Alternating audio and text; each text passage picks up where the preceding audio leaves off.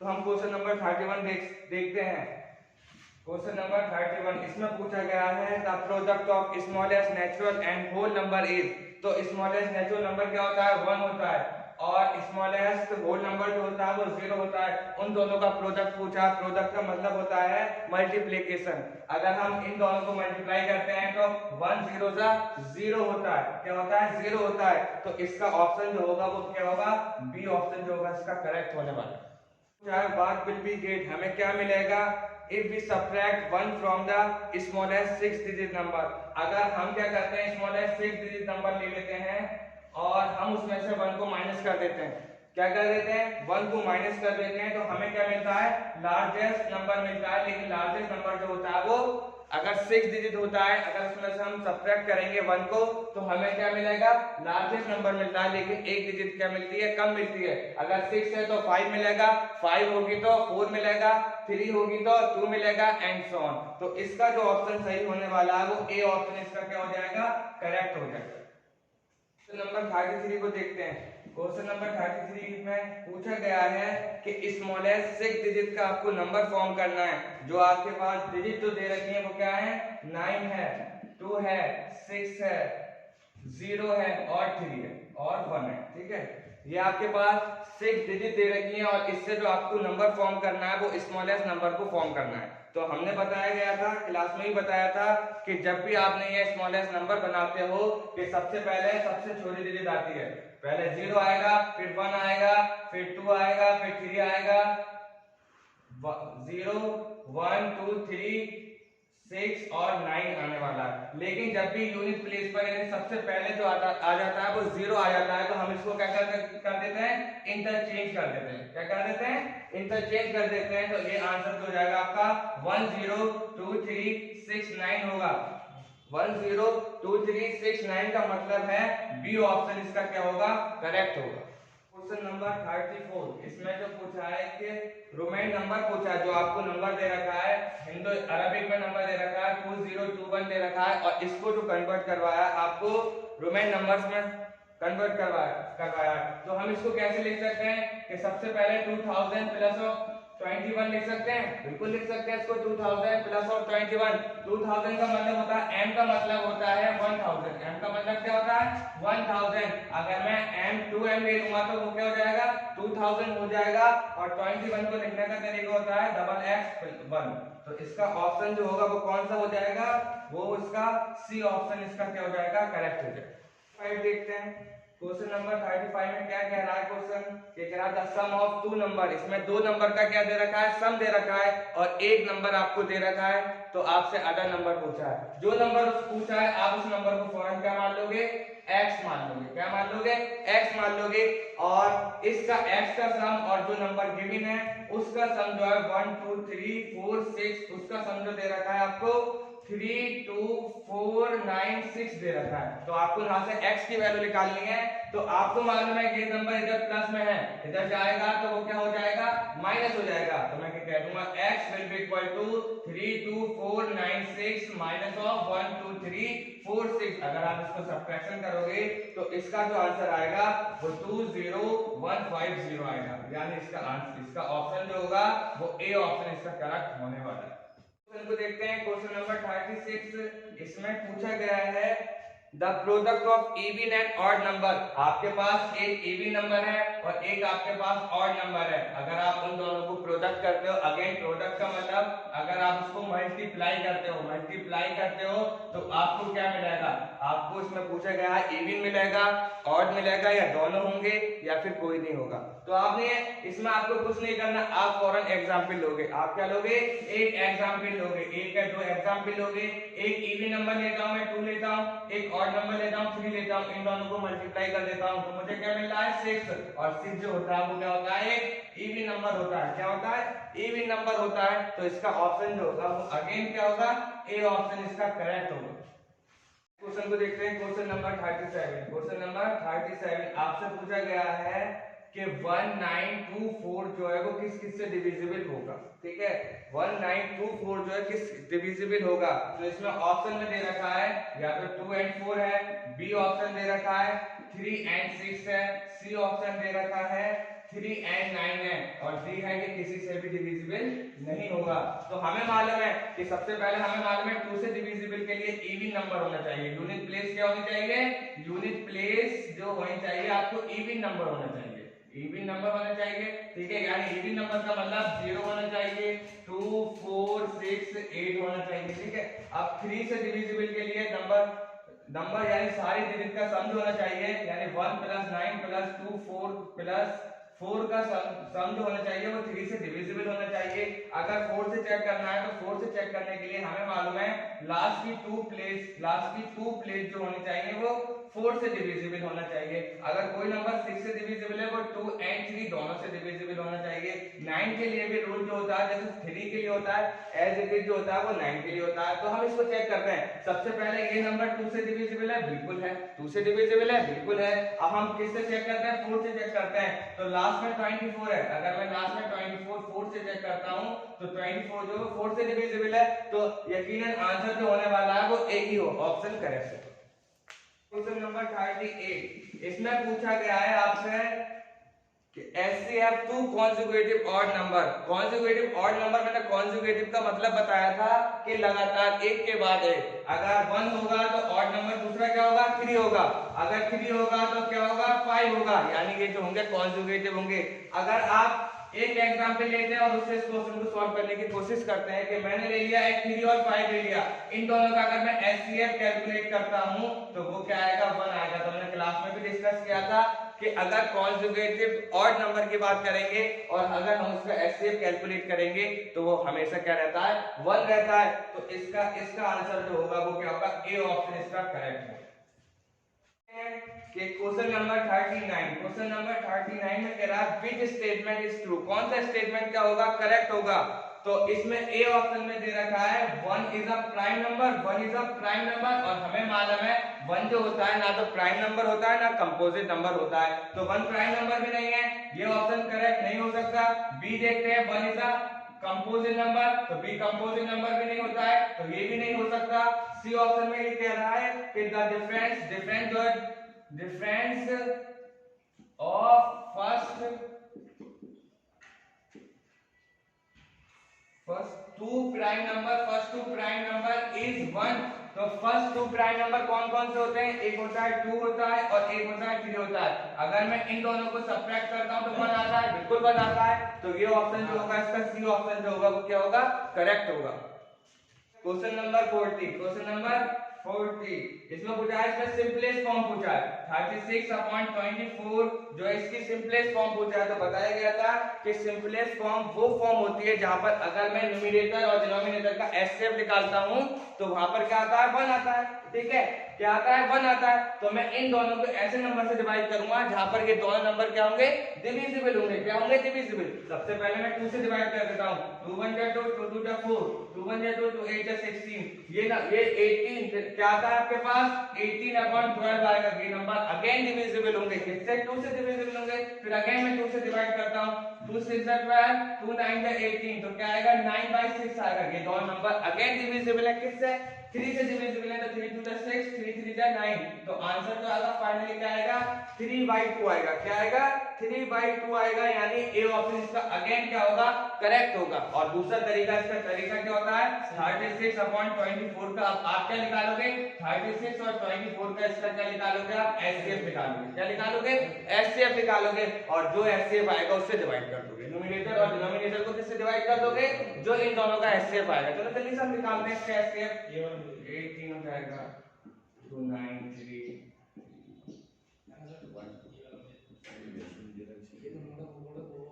क्या क्या कॉमन है? 2 कॉमन है। कहां से? 3। कहां से? अगेन 2 कॉमन है। कहां से? 3 कॉमन है। तो HCF क्या होने वाला है इसका? HCF will be equal to 2 * 2 * 3 कितना होगा? 12। कितना आ जाएगा? 12 आएगा। अब मैं क्या करूंगा? 36/24 को किससे डिवाइड कर दूंगा? ऊपर नीचे 12 से न्यूमरेटर को भी और डिनोमिनेटर को 12 से डिवाइड करूंगा तो आंसर क्या आएगा? 3/2 आएगा। यानी इसका ए ऑप्शन जो होगा वो क्या होगा? करेक्ट होगा। 41 को देखते हैं। एक कह रहा है question a fraction is said to be in the simplest form if numerator and denominator have blanks. क्या दे रखा है? ब्लैंक। ए ऑप्शन दे रखा है 2, बी दे रखा है 3, सी दे रखा है 1, डी दे रखा है नन। तो हमें मालूम है कि अगर कोई फॉर्म जो होती है, कोई भी फ्रैक्शन सिंपलेस्ट फॉर्म होगी, उसका न्यूमरेटर का एचसीएफ निकालूंगा मैं, न्यूमरेटर और डिनोमिनेटर का एचसीएफ निकालूंगा, तो वो क्या होता है 1 होता है। तो जाहिर सी बात है इसका ऑप्शन जो होगा सी ऑप्शन इसका क्या होगा करेक्ट होगा। 42 देखते हैं, क्वेश्चन नंबर 42 देखते हैं। इसमें पूछा गया है which one is not true, मतलब कौन सा गलत होगा, not true मतलब गलत होगा या false होगा, ठीक है। 6/5 इज ये पूछा है पहला, 6/5 जो होता है वो इम्प्रॉपर फ्रैक्शन है। इम्प्रॉपर फ्रैक्शन क्लास में पढ़ाया गया था। इम्प्रॉपर फ्रैक्शन वो फ्रैक्शन होती है जिसका न्यूमरेटर क्या होता है बड़ा होता है, तो बिल्कुल ये सही है, बिल्कुल ये क्या है 6/5 जो होगा वो इम्प्रॉपर फ्रैक्शन है, बिल्कुल है।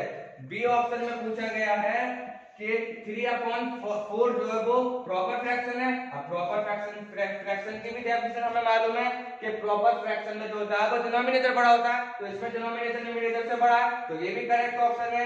अब पूछा गया है सी में पूछा गया है 1/1/4 जो वो मिक्स फ्रैक्शन है, तो बिल्कुल हमें ये मिक्स दिख रही है, ये भी बिल्कुल करेक्ट है। अब हमें डी ऑप्शन में कह रहा है कि 2/1 जो है वो क्या है यूनिट फ्रैक्शन है, और अब हमें मालूम है यूनिट फ्रैक्शन वो फ्रैक्शन होती है जिसका न्यूमरेटर 1 होता है, और यहाँ पर क्या दे रखा है डिनोमिनेटर 1 दे रखा है, तो ये तो कभी सही हो ही नहीं सकता, तो this one is not true. हमारा डी ऑप्शन जो होगा इसका करेक्ट होगा। क्वेश्चन नंबर 43 देखते हैं हम। एक रहा Raju bought a book for 35.65 rupees, और उसने दुकानदार को कितने रुपीस दे दिए 50 रुपए दे दिए, तो दुकानदार उसको कितने रुपए वापस करेगा। तो हमें मालूम है मुझ पे कितने थे 50 रुपए, मैंने किसको दे दिए शॉपकीपर को दे दिए, 50 रुपए किसको दे दिए मैंने शॉपकीपर को दे दिए, और मैंने 35.65 का मैंने सामान खरीद लिया, कुछ भी XYZ पेंसिल बुक कुछ भी खरीदे, ठीक है।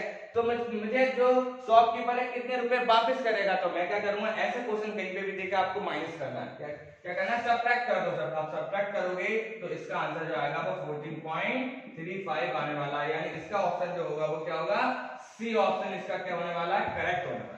44 क्वेश्चन में ये कह रहा है आपको 3x + 3 = 9 दे रखा है, यानी ये क्वेश्चन जो है वो अलजेब्रा का है, और आपसे पूछा है कि x की वैल्यू क्या होने वाली है। तो आपको सॉल्व करना अलजेब्रा आता ही है कि अगर ये नंबर प्लस में है, अगर हम ट्रांसपोज करेंगे तो प्लस है तो माइनस हो जाएगा, अगर माइनस होता है तो प्लस हो जाता है, तो 3x एज इट इज रहने वाला है, और जब 3 इधर ट्रांसपोज हो जाएगा तो 9 - 3 हो जाएगा, ठीक है। यहाँ पर 3x एज इट इज रहेगा, यहाँ पे 9 में से 3 जाएगा तो 6 बचेगा। अब ये 3 जो है x के साथ मल्टीप्लाई में, जब ये मल्टीप्लाई को ट्रांसपोज करूंगा तो वो क्या हो जाएगा डिवाइड हो जाएगा, तो आंसर जो होगा इसका क्या होगा x will be equal to 2 आएगा, और x इज इक्वल टू 2 का मतलब 1, तो इसमें ऑप्शन जो होगा वो बी ऑप्शन इसमें क्या होगा करेक्ट होगा। 45 देखते हैं, ये अगेन किसका है अलजेब्रा का है, अगेन ये क्वेश्चन जो है वो अलजेब्रा का है। इसमें पूछा गया है 11/17 plus of x will be equal to 15/17 दे रखा है। अगेन इसमें x की वैल्यू आपसे पूछेंगे, x की वैल्यू क्या होगी। अब मैंने बताया था ये इसके साथ प्लस में जब इधर ट्रांसपोज होगा, जब प्लस होता है तो माइनस हो जाएगा, तो x will be equal to 15/17 minus of 11/17, जिसका अगर डिनोमिनेटर बराबर होता है, डिनोमिनेटर जब ये फ्रैक्शन जो होती है वो लाइक फ्रैक्शन होती है, तो मैंने बताया था कि डायरेक्ट न्यूमरेटर को माइनस है तो माइनस कर देते हैं, अगर प्लस है तो प्लस कर देते हैं, तो 15 - 11 कितना होगा 4/17 इसका आंसर होगा, यानी इसका जो होगा ए ऑप्शन इसका क्या होगा करेक्ट होगा। 46 इसमें पूछा है which of the following represent ray, मतलब कौन सा जो सिंबल है कि रे को रिप्रेजेंट करेगा, तो मैंने सिंबल को बताया था कि अगर ए बी पे इस तरह से कोई दोनों तरफ एरो होते हैं तो वो लाइन को रिप्रेजेंट करता है, अगर ए बी पे एक तरफ सिंबल होता है तो वो रे को रिप्रेजेंट करता है, अगर ए बी के ऊपर इस तरह से लाइन बनी हुई होती है जिस पर कोई एरो नहीं होता है तो वो लाइन सेगमेंट को रिप्रेजेंट करता है, तो इसका जो ऑप्शन होगा वो सी ऑप्शन क्या होगा इसका करेक्ट होने वाला, और सी ऑप्शन इसको रिप्रेजेंट करता है। क्वेश्चन नंबर 47 है। इसमें हमें मालूम है कि एक क्वाड्रिलेटरल में पूछा गया है कि कितनी साइड होती है, कितने एंगल होते हैं और कितने वर्टेक्स होते हैं। ये सब जानते हैं कि एक क्वाड्रिलेटरल है तो 4 साइड से मिलकर बनता है, तो इसमें कितनी साइड होती हैं 4 साइड होती हैं, 4 एंगल होते हैं, और 4 जो होते हैं वो वर्टेक्स होते हैं, मतलब एवरीथिंग 4 4 4, ठीक है। लेकिन इसमें डायगोनल की भी बात कर लेते हैं, हमें डायगोनल भी पढ़ा था कि अगर इसमें डायगोनल पूछे जाते हैं तो डायगोनल कितने होते हैं 2 होते हैं, 2 डायगोनल होते हैं, तो इसका जो ऑप्शन होगा 47 का 4 साइड 4 एंगल और 4 वर्टेक्स यानी सी ऑप्शन इसका क्या होगा करेक्ट होगा। देखते हैं नेक्स्ट क्वेश्चन, क्वेश्चन नंबर 48 देखते हैं कि इसमें पूछा गया है कि अगर जिसकी 6 साइड होती है वो कौन सा पॉलीगन होता है। तो हमें मालूम है अगर 3 साइड होती है तो ट्रायंगल होता है, अगर 4 साइड होती है तो क्वाड्रिलेटरल होता है, अगर 5 साइड होती है तो पेंटागन होता है। इसमें 6 साइड का पूछा है तो यकीनन हेक्सागन ही होने वाला है, तो इसका सी ऑप्शन अगेन क्या होगा करेक्ट होगा, C option is correct. Question number 49 में ये कह रहा है कि the sum of 2 side of triangle, अगर आपके पास कोई ट्रायंगल दे रखा है, कोई भी एक ट्रायंगल है ए बी सी, एक ट्रायंगल है आपके पास ए बी सी। अब हमें मालूम है किसी भी 2 साइड का आप क्या करोगे, जैसे हम A B plus B C करते हैं तो वो हमेशा तीसरी साइड से क्या होगी ज्यादा होने वाली है, तो इसका करेक्ट ऑप्शन जो होगा वो सी होगा कि sum of 2 side of a triangle is always greater than third side, तीसरी साइड से हमेशा बड़ी होती है। क्वेश्चन नंबर 50, इसमें कह रहा है कि हमें मालूम है एक आपके पास सर्किल है और इसकी डायमीटर क्या होती है longest chord of a circle को, जो लॉन्गेस्ट कॉर्ड होती है और जो सेंटर से पास करती है उसको मैं क्या कहता हूं डायमीटर कहता हूं। कि कभी भी हम डायमीटर बनाते हैं तो ये सर्किल को 2 इक्वल हिस्सों में डिवाइड कर देता है, किसमें 2 इक्वल हिस्सों में डिवाइड कर देता है, 2 इक्वल हिस्सों में डिवाइड कर देता है, 2 इक्वल पोर्शन में डिवाइड कर देता है, ठीक है। और ईच पोर्शन जो कहलाता है वो सेमी सर्किल कहलाता है, क्या कहलाता है सेमी सर्किल कहलाता है। तो इसका ऑप्शन जो होगा क्या होगा बी ऑप्शन इसका क्या होगा करेक्ट होगा। 51 if area of square, area of square दे रखा तो मैंने बताया था जो चीज गिवन है उसके फॉर्मूले से इक्वेट कर दो, यानी a square will be equal to 1। तो मैंने क्या मान लिया कि एक स्क्वायर है जिसकी साइड ए, तो इसका एरिया क्या होगा साइड इनटू साइड यानी ए स्क्वायर। अब मैं इस स्क्वायर को इधर ट्रांसपोज करता हूं, अगर स्क्वायर को ट्रांसपोज करता हूं तो वो स्क्वायर रूट बन जाता है, नहीं बन जाता, बिल्कुल बन जाता है।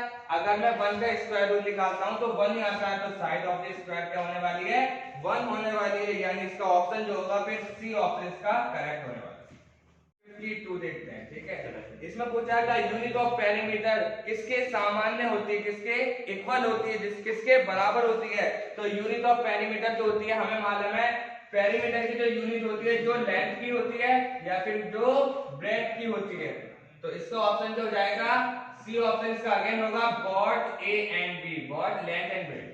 इसका आंसर 53 देखते हैं, इसमें पूछा है blanks to hold something is called volume. Volume को क्या कहते हैं, मुझे मालूम है वॉल्यूम जो होता है कैपेसिटी टू होल्ड समथिंग, इसका ऑप्शन जो होगा वो ए ऑप्शन करेक्ट होगा capacity, capacity to hold something is called volume. 54 देखते हैं, क्वेश्चन नंबर 54, इसमें ये कह रहा है question the area of rhombus दे रखा है, आपको दे रखा है area of rhombus, area of rhombus आपको दे रखा है 240 दे रखा है एंड 1 डायगोनल, इसका एक डायगोनल है, जैसे कि आपके पास ये क्या है आपके पास रोम्बस है, सपोज करो कि रोम्बस है, इसका एक डायगोनल दे रखा है आपको 16 दे रखा है और पूछा है कि दूसरा डायगोनल क्या होगा यानी d2 की वैल्यू क्या होगी। तो एरिया ऑफ रोम्बस होता क्या है, एरिया ऑफ रोम्बस जो होता है वो half into d1 into d2 will be equal to 240। Half into d1 की वैल्यू आपको 16 दे रखी है, 16 इनटू d2 की वैल्यू आपको कैलकुलेट करनी है 240। अगेन इसमें अलजेब्रा यूज करेंगे, क्या यूज करेंगे अलजेब्रा, पहले इसको इससे कैंसिल कर लेते हैं, क्या आएगा 2 8 जब 16 होता है 8 इनटू d2, ये 8 जो है d2 के साथ मल्टीप्लाई में जब इधर जाएगा तो डिवाइड होने वाला है, 240 अपॉन 8 कर दो, इसको डिवाइड करोगे तो क्या आएगा 30 आ जाएगा, क्या आ जाएगा 30 सेंटीमीटर, यानी इसका ऑप्शन जो होगा अगेन क्या होगा सी ऑप्शन इसका करेक्ट होगा। Question number 55, question number 55 on travel a distance 250, ये कह रहा है कि डिस्टेंस चल रहा है कोई भी एक कार है वो 250 किलोमीटर चलेगी और कितने घंटे 250 किलोमीटर चलने के लिए वो टाइम कितना लेती है 4 आवर्स लेती है। तो आपसे पूछा है इसकी स्पीड क्या होगी, इसकी स्पीड क्या होगी। अब हमें मालूम है स्पीड जो होता है वो डिस्टेंस अपॉन टाइम होता है, speed will be equal to distance upon time, distance को ऊपर रखो और उसको टाइम से डिवाइड कर दो, तो इसका आंसर जो आएगा 1 इसको 2 से डिवाइड करो, पहले 125 अपॉन 2 आएगा, फिर इसको डिवाइड करोगे तो 62.5 किलोमीटर पर आवर आ जाएगा। तो ऑप्शन जो होगा इसका क्या होगा डी ऑप्शन इसका क्या होगा करेक्ट होने वाला है, डी ऑप्शन देखते हैं, क्वेश्चन नंबर 56 देखते हैं। इसमें ये कह रहा है कि आपको डिग्री सेल्सियस को फ़ारेनहाइट में करना है, कन्वर्ट करना है, यानी 0 डिग्री कितने फ़ारेनहाइट के बराबर होता है। तो इन दोनों के बीच में एक रिलेशन होता है, Fahrenheit will be equal to 9/5 degree Celsius plus of 32। इसमें आप वैल्यू पुट कर दो, C will be equal to 0 को करना है तो 0 पुट कर दोगे, तो जब 0 पुट करोगे तो F equal to 9/5 into 0 plus of 32। और 0 को किसी से भी मल्टीप्लाई कर लो, पूरी क्वांटिटी 0 हो जाएगी, तो Fahrenheit will be equal to 32 degree Fahrenheit इसका आंसर होगा, यानी इसका ऑप्शन जो होगा वो ए ऑप्शन इसका क्या होने वाला है, करेक्ट होगा। क्वेश्चन नंबर 57, क्वेश्चन नंबर 57 देखते हैं। इसमें पूछा find the mean of first 5 prime number. तो आपको मालूम है मीन कहें या फिर एवरेज कहें, दोनों का मतलब क्या होता है, सेम होता है। मीन और एवरेज का मतलब होता है, मीन कहें या एवरेज कहें, उसका मतलब है sum of all observation, sum of all observation, सारे ऑब्जर्वेशन को सम करो, प्लस करो और उसको नंबर ऑफ ऑब्जर्वेशन से क्या कर दो, डिवाइड कर दो, नंबर ऑफ ऑब्जर्वेशन से आप डिवाइड कर दो। तो इसमें पूछा गया है कि फर्स्ट 5 प्राइम नंबर का मीन क्या होगा। तो फर्स्ट 5 प्राइम नंबर कौन से होते हैं, एक 2 होता है, एक 3 होता है, 5 होता है, 7 होता है और 11 होता है। और उसको किससे डिवाइड कर दो, 1 2 3 4 5 5 से डिवाइड कर दो, ठीक है। तो इन सब का सम निकालोगे, इन सबको सम करोगे तो कितना आएगा, 28/5 आएगा। इसको डिवाइड करोगे तो 5.6 आ जाएगा, यानी 5.6 का मतलब होगा नन ऑफ दीज, यानी डी ऑप्शन इसका क्या होगा, करेक्ट, क्योंकि 5.6 इस ऑप्शन में दे ही नहीं रखा। 58 को देखते हैं कि इसमें अगेन आपसे क्या पूछा है कि आपको हाइट ऑफ द 5 प्यूपिल दे रखा है और उसका अगेन मीन पूछा है। तो mean will be is also equal to, mean क्या करोगे, again sum of all observation divided by number of observation. Sum of all observation is 142 plus 150 plus 149 plus 156 plus 153 divide by 5। अगर आप इसको calculate करोगे तो कितना आएगा, 150 आ जाएगा। इसका आंसर जो होगा 150 आएगा, यानी मीन जो होगा, जो 5 प्यूपिल हैं जिसकी हाइट गिवन है आपके पास, उसका मीन जो आएगा वो 150 आएगा। 150 का मतलब होगा बी ऑप्शन इसका क्या होगा, करेक्ट। 59 देखते हैं, 59 क्वेश्चन नंबर 59। इसमें कह रहा है कि इफ अगर एसपी जो है वो कम है सीपी से, जब एसपी जो है सीपी से कम है तो आपको प्रॉफिट होगा, लॉस होगा या कुछ भी नहीं होगा, या फिर नन ऑफ दीज। तो इसमें आपको मालूम होना चाहिए कि इसमें केसेस होते हैं। फर्स्ट केस होता है अगर एसपी ज्यादा होता है सीपी से तो वहां पर क्या होता है, आपको प्रॉफिट होता है। अगर एसपी जो है वो कम होता है सीपी से तो वहां पर आपको लॉस होता है। अगर एसपी और सीपी आपस में बराबर होते हैं, एसपी और सीपी आपस में जब बराबर होते हैं तो नाइदर लॉस होता है, ना तो लॉस होता है आपके पास, और नॉट प्रॉफिट, नाइदर लॉस और नॉट प्रॉफिट। तो इसका ऑप्शन हमें दिख रहा है कि इसमें सीपी जो है वो एसपी से बड़ी है, तो यहाँ पर क्या होने वाला है, आपको लॉस होने वाला है, क्या होने वाला है, यानी ए ऑप्शन आपका क्या होगा, करेक्ट होगा। क्वेश्चन नंबर 60 देखते हैं। क्वेश्चन नंबर 60 के 7/20 होगा कितने परसेंटेज के बराबर होगा। तो हमें मालूम है जब हम परसेंटेज में चेंज करते हैं तो 100 से क्या कर देते हैं, मल्टीप्लाई कर देते हैं। तो 7/5 का जब 20 से 100 को डिवाइड करूंगा तो 5 आएगा, फिर 7/5 का क्या होता है 35, यानी 35% होगा, यानी इसका जो आंसर होगा वो बी ऑप्शन इसका क्या होगा, करेक्ट होगा, ठीक है। तो मुझे उम्मीद है कि जैसा कि मैंने समझाया कि आप सबको समझ में आया होगा। अगर अब भी आपको कोई भी प्रॉब्लम है किसी भी क्वेश्चन के रिलेटेड या किसी भी टॉपिक से रिलेटेड, तो आपने कमेंट बॉक्स में लिखकर बता सकते हैं और आपने हमारी ब्यूटी सोसाइटी में विजिट भी कर सकते हैं।